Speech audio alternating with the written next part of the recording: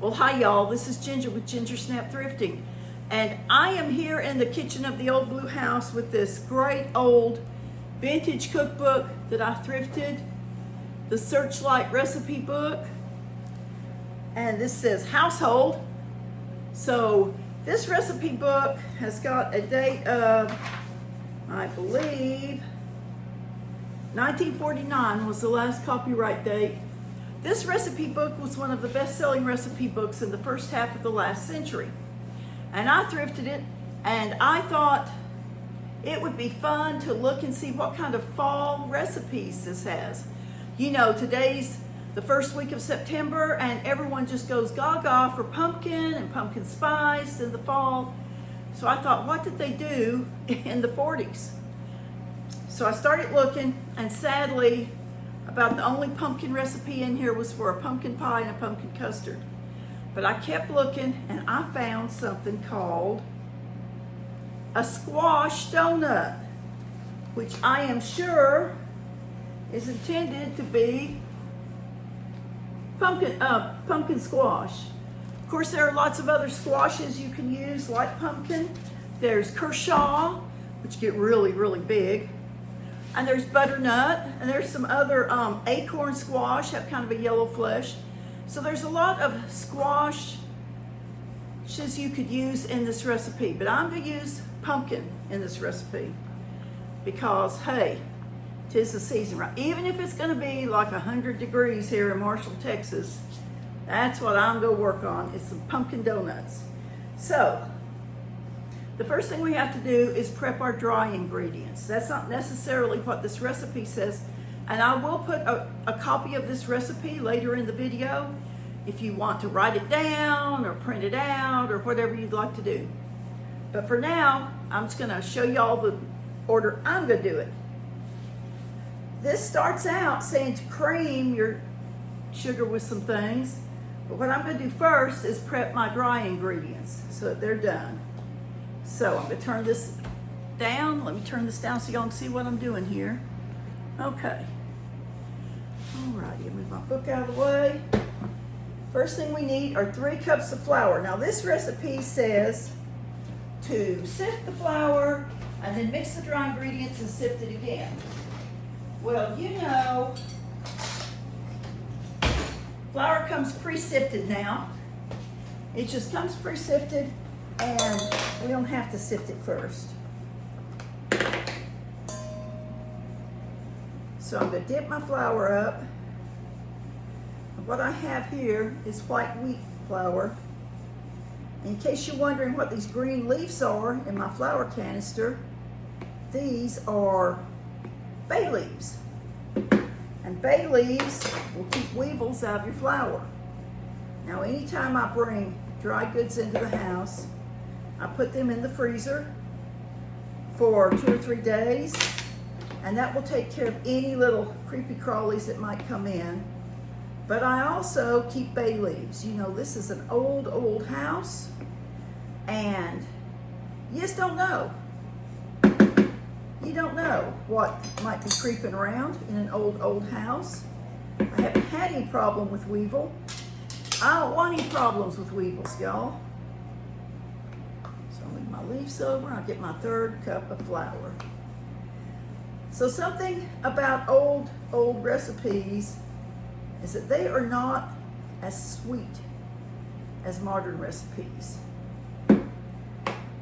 So this is not going to be a super sweet donut, I don't think, but I'm sure it's going to be a delicious donut. So there are 3 cups of flour. We want 3 teaspoons of baking powder.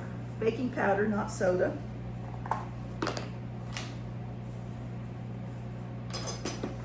So what I'm going to do here is, because I like to sift these together. You can just mix them together. Now I'm going to put me a couple of big scoops of my flour in my Bromwell vintage flour sifter. And now 3 teaspoons of baking powder. 2 and 3. I need half a teaspoon of salt, plain old salt, whatever kind. I would not use your Himalayan pink salt or your big coarse salt. I would use just salt. And then half a teaspoon of cinnamon.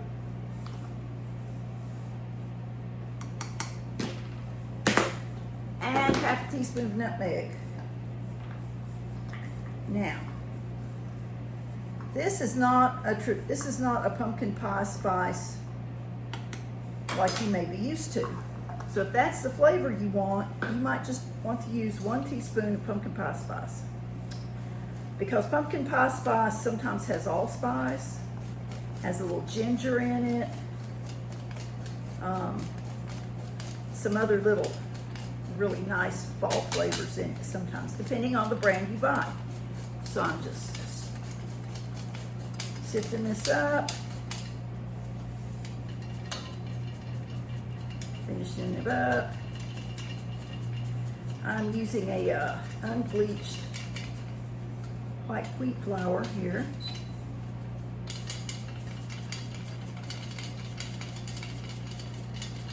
And it does have quite a bit of bran in it because it's white wheat. But there's no nuts, so I'm just gonna go ahead and dump all that residue in there. And we are finished with these items. Now, what we're going to do is cream together. You know, this is all over. Cream together our shortening and our sugar. So we want 2 tablespoons of shortening, 1 1/4 cup sugar. I've got my vintage Pyrex Art Deco style mixing bowl here. And I want 1 1/4 cups of sugar, plain white sugar.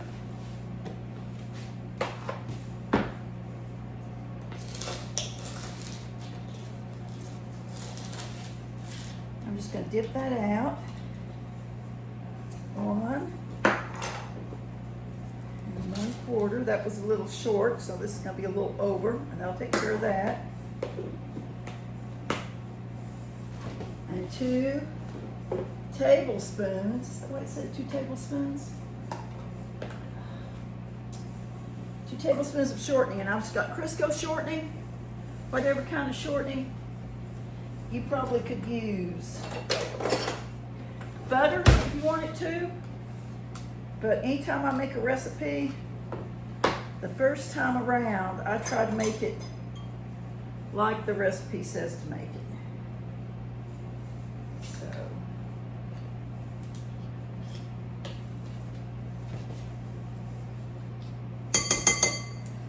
1 tablespoon.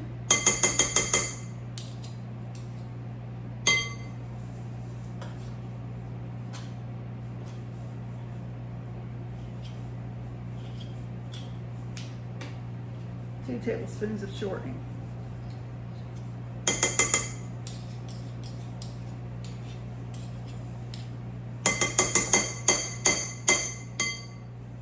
Off there. There we go. All right. I'm going to take this over here to my mixer. I've got my 1960s, 70s vintage hand mixer out. It hangs on the wall. And I'm going to cream these together.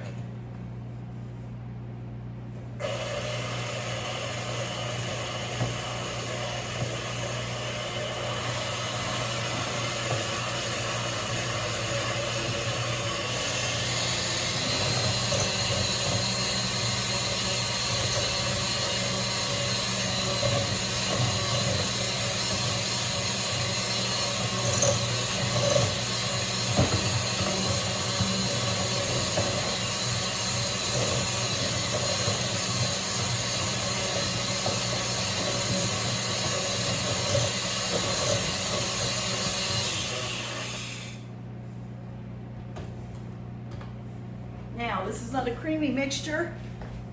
It's kind of a sandy mixture. And I'm assuming that's because there's only 2 tablespoons of the shortening.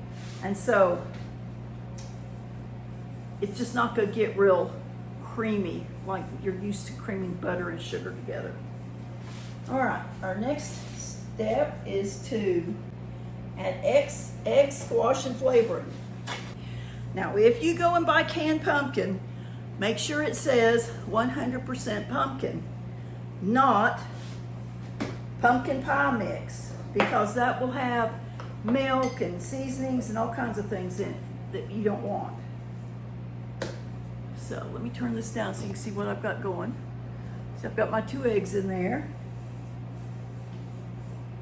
Got my measuring cup back here. I'm going to measure out 1 cup of pumpkin. That will not use all the pumpkin in this can, but I will use this for something else later on.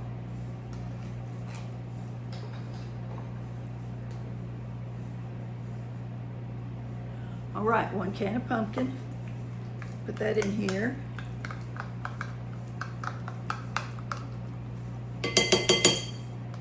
Now, I'm going to take this back to the mixer, and I'm going to mix it with, with the mixer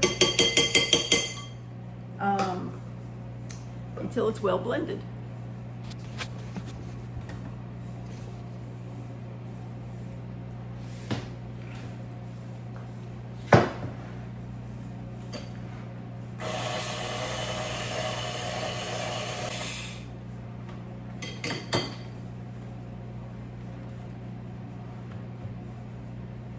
All right, this is not a real smooth mixture because that shortening is in little bitty lumps, but that's okay because it's all gonna blend in. Our next step is to alternate our flour and 1 cup of milk into this mixture and mix well between each addition.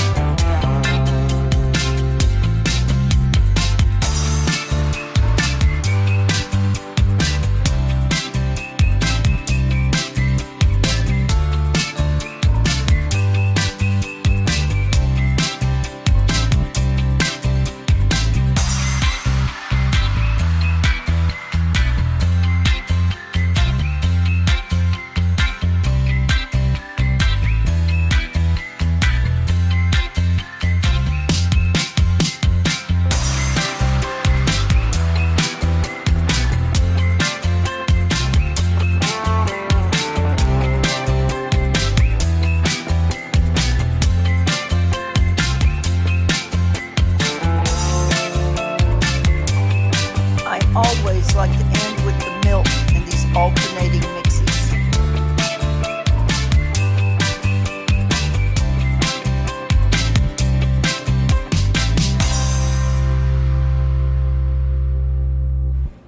Okay. Now, these donuts get rolled out on a floured surface and cut. And as you can see, this is a pretty wet batter. See how it kind of pours there a little bit?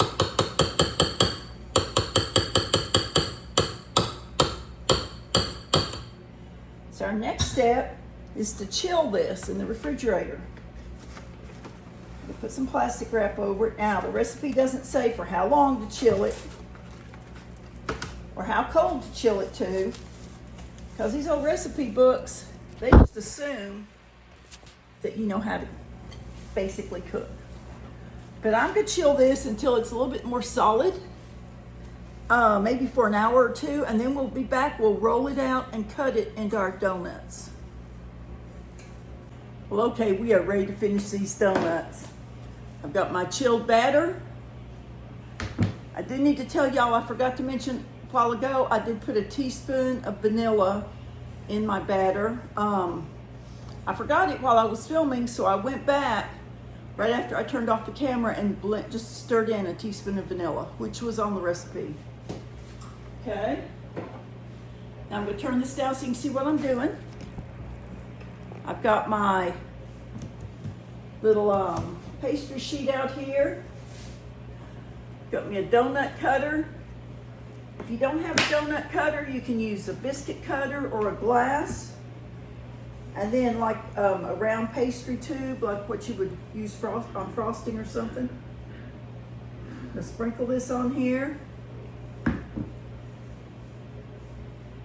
And these are supposed to be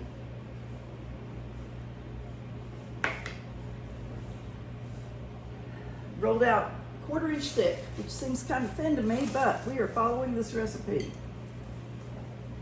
So, roll this out.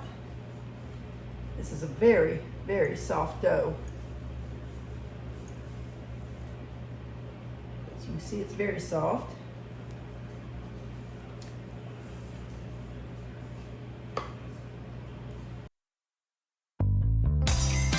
I'm using a very generous amount of flour here. You don't want to knead this like a yeast dough, but you do need to work it enough that you can handle it. And it is a very wet dough. This dough might not be that wet had I used all-purpose flour, but I really prefer the nutritional profile of the whole grain flours.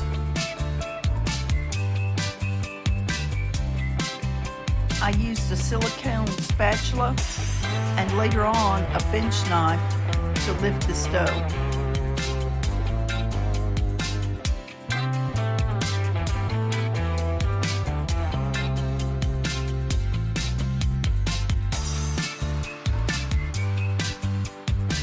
Once the dough was easier to handle, I sprinkled it with flour and gently rolled it out to about a 1/4 inch thick.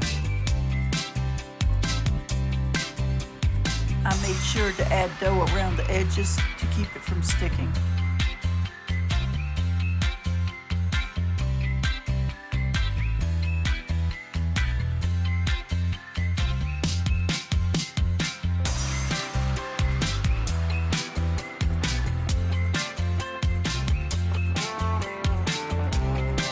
Dip your cutter into flour between each cut and make sure to press straight down rather than twisting the cutter.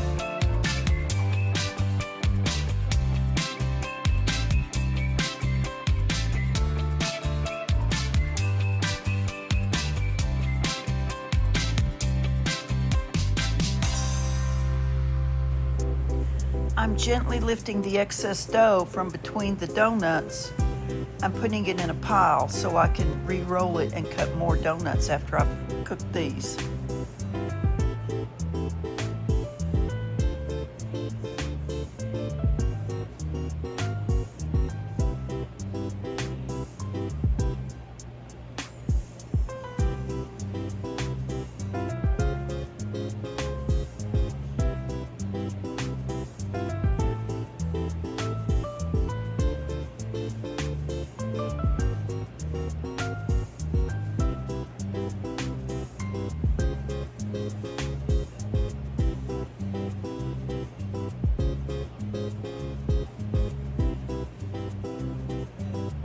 Well, okay, I've got the first batch cut out.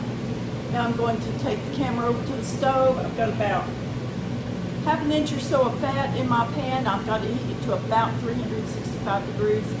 I'm going to start frying these up. It's always a good idea to cook one donut to see if your oil is the right temperature.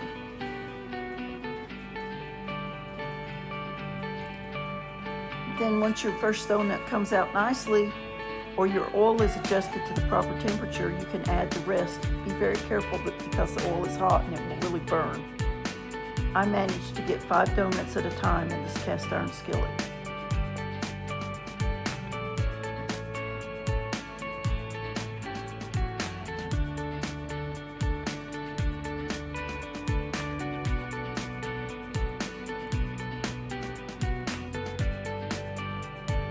placed some granulated sugar in this pie plate, but it's time to turn the donuts over.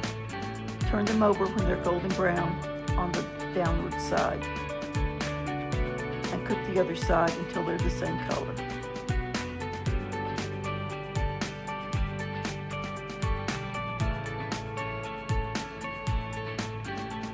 I'm adding some cinnamon to the sugar. I will use this to roll the donuts around in to give them an extra little pop of flavor.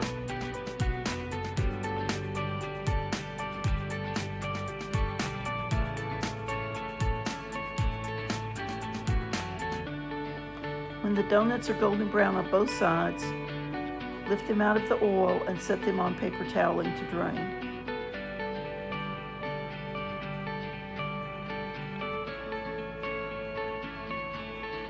You want them to be cool enough to touch, but not too cool, to roll them in the sugar cinnamon mixture. Continue this process on until you've finished with the donuts. You can pick up the leftover dough and roll it out again to cut more donuts if you desire.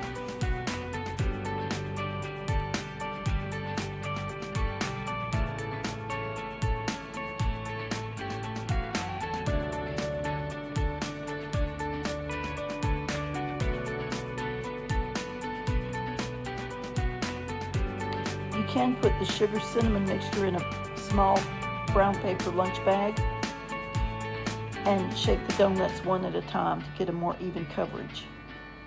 But please note that this can cause some of the donuts to break.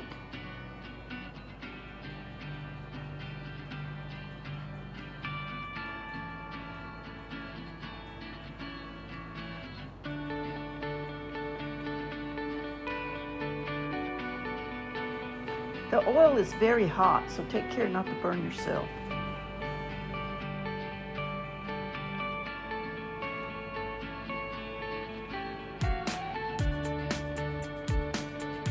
Well, here they are, y'all, a tray of pumpkin, or as the old book said, squash donuts.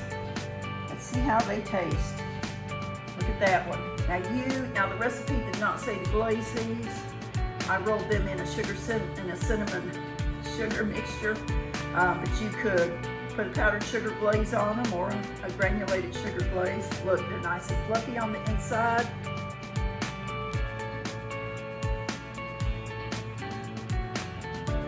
They are good, y'all. They're really good.